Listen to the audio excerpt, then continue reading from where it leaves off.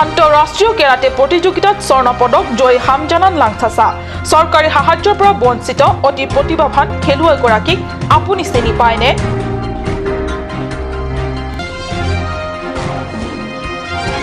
হস্ততাঁত বয়ন তথা নগৰ উন্নয়ন বিভাগৰ কাৰ্যবাহী সদস্য ৰতন তেৰণৰ দ্বাৰা CFC ভৱন নিৰ্মাণৰ আধাৰশিলা।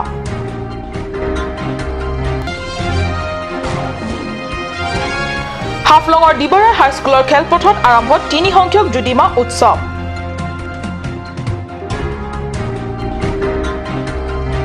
নমস্কাৰ, অসমীয়া প্ৰাইম টাইমলৈ স্বাগতম জনাইছো। ষ্টুডিঅত মই সঞ্চয়িতা তেৰণপি আগবাঢ়িছো প্ৰথমটো খবৰলৈ।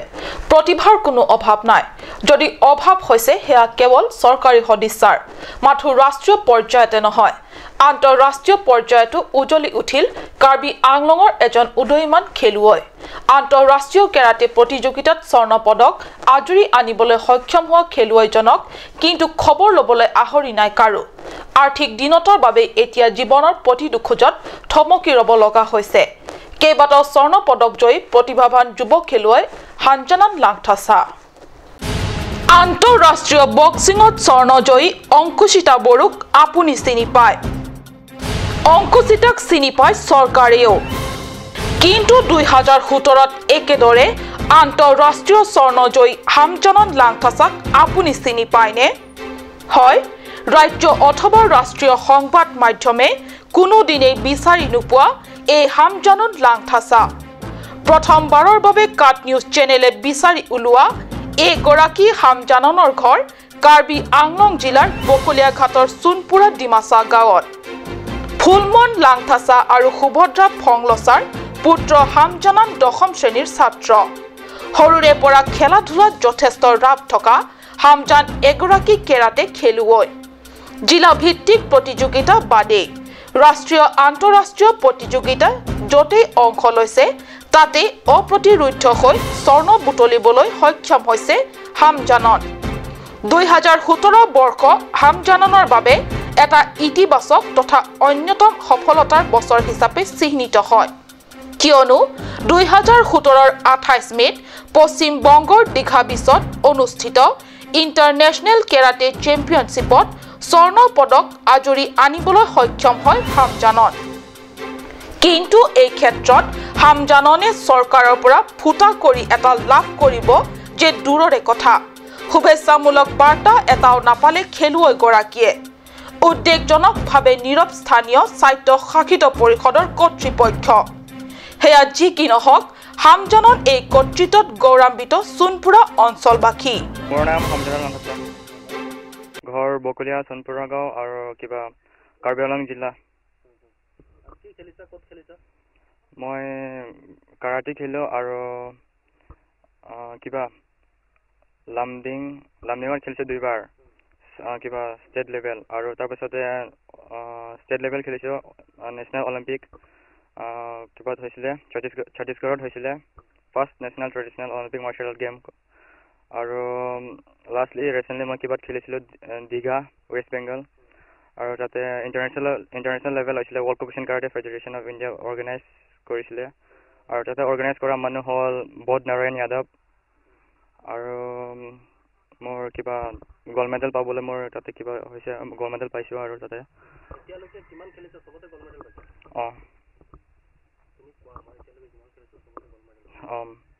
মই এতিয়ালৈকে যিমানটা গেম খেলিছোঁ তাতে মই চব গ'ল্ড মেডেল পাইছোঁ।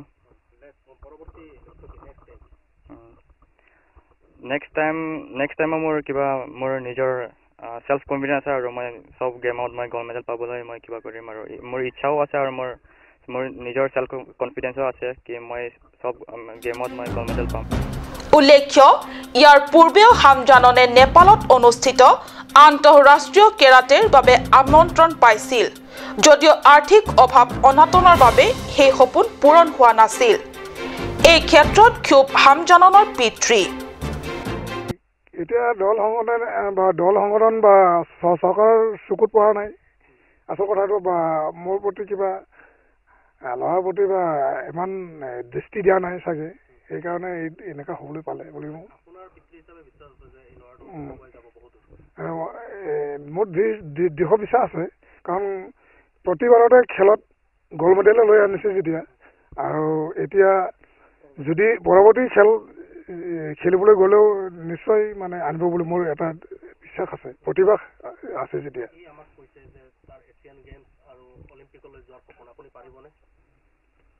মোৰ ফালৰ পৰাতো যদি দল সংগঠন বা কোনোবাৰ পৰা যদি সাহাৰ্য তেনেকুৱা নাই, তেনেহ'লে মোৰ ফালৰ পৰাতো মই নিজে চলিবলৈ নোৱাৰোঁ, পঠিয়াবলৈতো মই মানে মোৰ ফালৰ পৰাতো সক্ষম নহ'ব।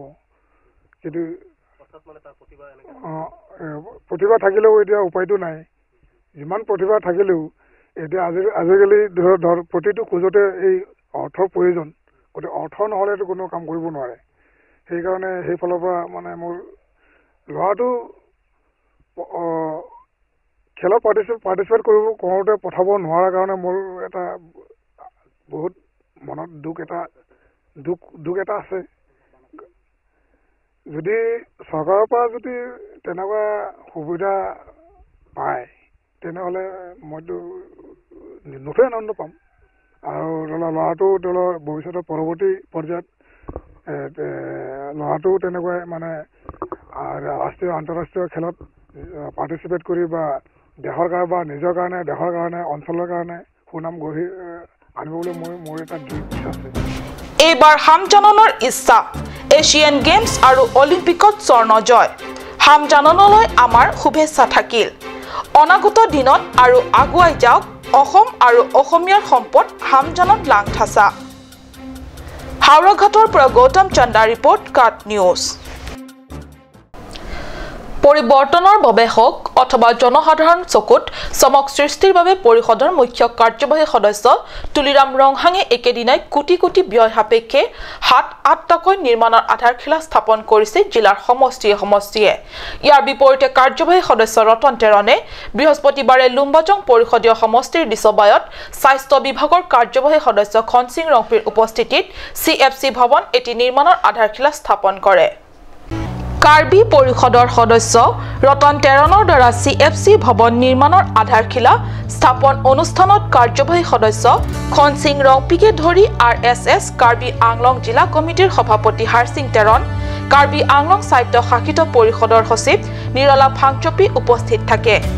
ইয়াৰ উপৰি বিজেপি OBC মৰ্চাৰ কাৰ্যবাহী সদস্য হিমাংশু বৰা, পূব কাৰ্বি আংলং বিজেপি কমিটিৰ সম্পাদক মধুৰাম লেখথে, পূব কাৰ্বি আংলং বিজেপি কমিটিৰ আহ্বায়ক নীলমণি দেৱ প্ৰমুখ্য ব্যক্তিসকল সভাত যোগদান কৰে। ডিমা হাছাওত বৃহস্পতিবাৰৰ পৰা আৰম্ভ হৈছে ৩ সংখ্যক জুডিমা উৎসৱ। জুডিমা উৎসৱ উদযাপন কমিটি, youth association for development and empowerment, Dibarai village committee আৰু দিবাৰাই মহিলা সমিতিৰ যৌথ উদ্যোগত দুদিনীয়া বিস্তৃত কাৰ্যসূচীৰে অনুষ্ঠিত হয় ডিমাছাসকলৰ এই পৰম্পৰাগত উৎসৱ।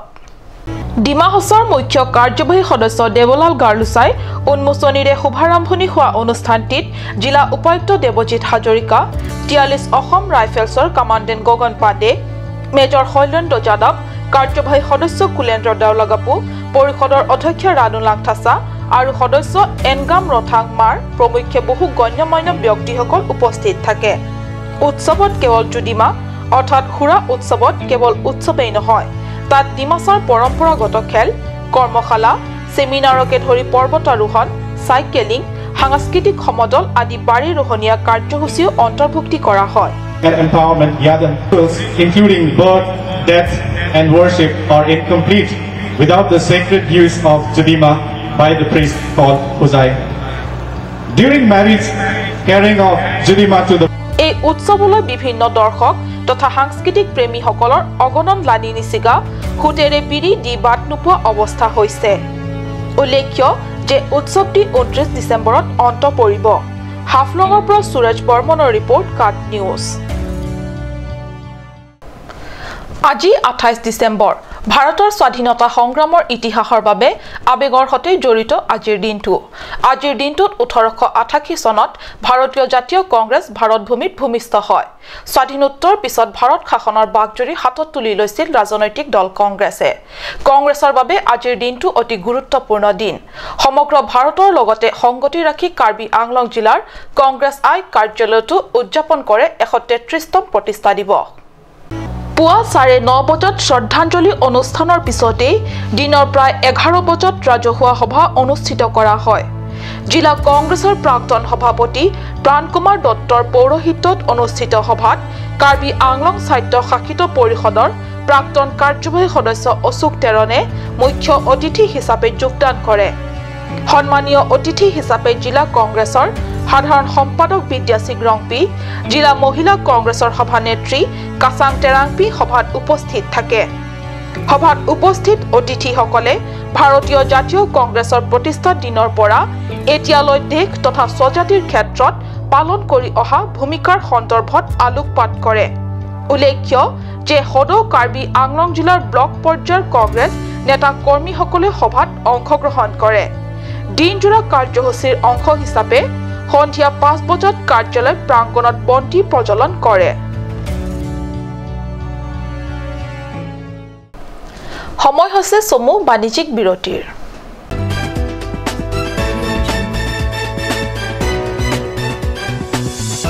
Kardom, inkan suri na kren at kepan inkan na letang lo. Lasi labang so inkan il tum kar biang lo rak sa me am se kating turun ji apan. La pen, inkan sam ke do pen il tum bong. Kan so se paprang te ji apan, ili in pen anam ya jume hati lo. La pen kan do ko ye apan sa me, do ko ye rak sa me. Inkan suri ni ra kren at kepan inkan ke. Mesenji wa ning je theban sin an tum kan do ye apan sa me. Kardom no chapa ji do lo, kardom. Holy Child Academy, Lurulangso, Diffu Karbi Anglong. New admission starts from 15th of December 2017 for the class of playgroup to class 5. The new classes will start from 8th of January 2018. The academy provides many facilities such as computer education, secure environment, music and dance class, art and painting class, playroom, audio-visual room, school tuition, daycare, school tiffin, smart class, child development center, etc. Parents and guardians are requested to collect the admission form from the principal office at office hours. For more details, please contact at 9854-143-772 or you can also contact at 03-671-27900.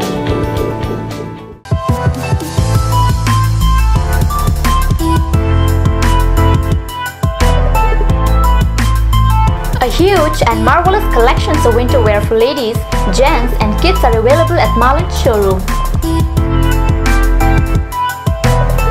Marlin Showroom, opposite of Town Outpost, Main Market, Diffu, Karbi Anglong.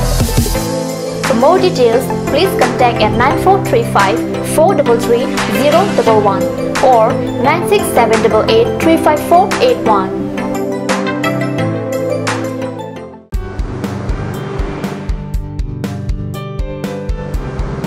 Have one bite of sweetness in your little and great celebration and occasion. Taste it today at Ashoka Sweets, the Soy Building, MG Road, Diffu Market. Blossom Beauty Clinic and Training Center. Facilities available: list of haircut, hair treatment, hair oiling, henna, straightening, hair perming, full body spa, coloring, waxing, manicure and pedicure, party makeup, list of facial, signature facial, signature galvanic facial, signature Orleda facial, gold, pearl, diamond facial, fruits facial, cleanup, normal facial and bleach. Blossom Beauty Clinic and Training Center, KST Road near Aturkimi Outlet, Diffu, Karbi Anglong. Banalata Chaudhary Deka 9435539500. কাজ Assam Hill Small Industries Development Corporation লিমিটেডৰ পৰা ঘৰত নিত্য প্ৰয়োজনীয় সামগ্ৰীসমূহ আপোনালোকৰ বাবে সাজু কৰা হৈছে। নিত্য প্ৰয়োজনীয় বিবিধ ৰস, ফলৰ ৰস বজাৰৰ দোকানে দোকানে পাব। বিশুদ্ধ খোৱা পানী, আমৰ ৰস, কমলাৰ ৰস, সৰিয়হৰ তেল, হালধিৰ গুড়ি, আমলখিৰ আচাৰ, চিত্ৰনলা, গাজ টেঙা ইত্যাদি অধিক মাত্ৰাত দোকানত পাব। আপুনি বাৰু বিশুদ্ধ খোৱা পানীৰ অভাৱ অনুভৱ কৰিছে নেকি? এতিয়া আৰু চিন্তা নাই, কাৰণ বজাৰলৈ আহিল কাঞ্চ ৱাটাৰ। বিজ্ঞানসন্মত উন্নত মানৰ প্ৰক্ৰিয়াৰে প্ৰস্তুত কৰা কাঞ্চ ৱাটাৰে আপোনাক দূষিত পানীৰ ভয়াৱহতাৰ পৰা আঁতৰত ৰাখিব। কাঞ্চ ৱাটাৰ।